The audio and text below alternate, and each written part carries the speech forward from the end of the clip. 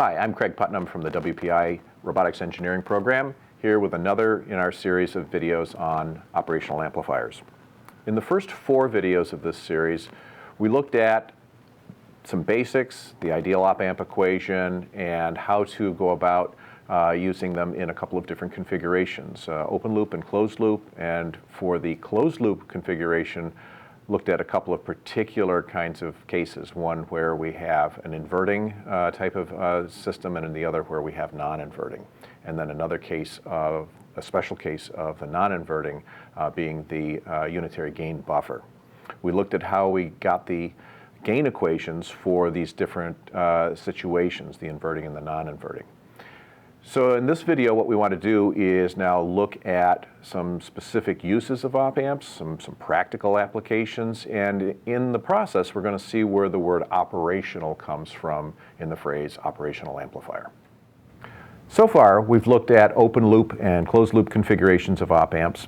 More specifically, we looked at 2 different configurations of the closed loop situation, one for inverting and one for non-inverting. And we saw the 2 gain equations for those are in fact different. We got a gain equation of minus R sub F over R sub N for the inverting case, and we got a gain equation of 1 plus R sub F over R sub N for the non-inverting case.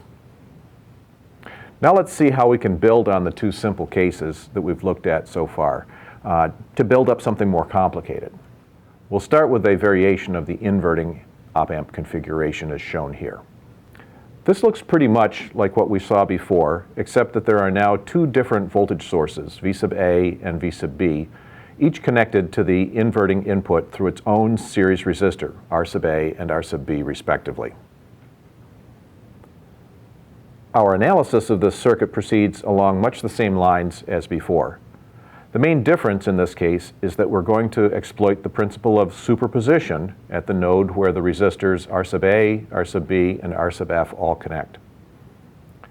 It should be apparent that there are 2 currents, I sub A and I sub B, entering that node, and only one current exiting the node, I sub F, which is equal to the sum of I sub A plus I sub B. Superposition says that we can analyze the contribution of each input current separately, and their effects on the output will add or sum. Thus we can see where the phrase summing point comes from. We're summing the inputs at that point to get the resulting output. Now note one other thing. There is no reason that the resistors R sub A and R sub B must necessarily be the same value.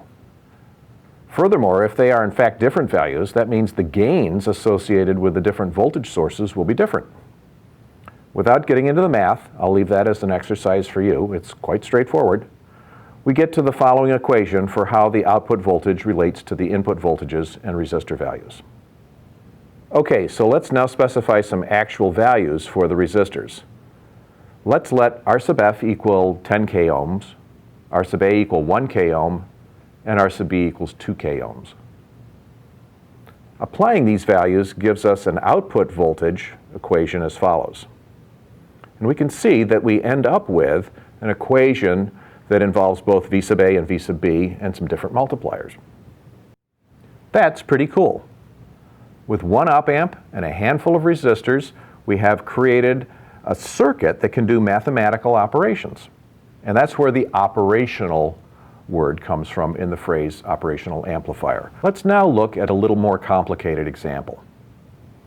In this circuit, we have 2 op amps and 2 sources. You should be able to see that both op amps are in the inverting configuration. Now if we think about this carefully, we can decompose the problem into parts and attack the parts individually. Let's first isolate the left-hand op amp.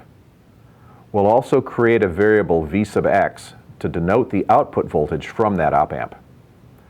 Remember, the ideal op amp model tells us that the op amp will generate the voltage V sub X regardless of what is connected to the output of that op amp. So we can feel pretty sure that we can ignore the details of the circuitry that's to the right for the moment.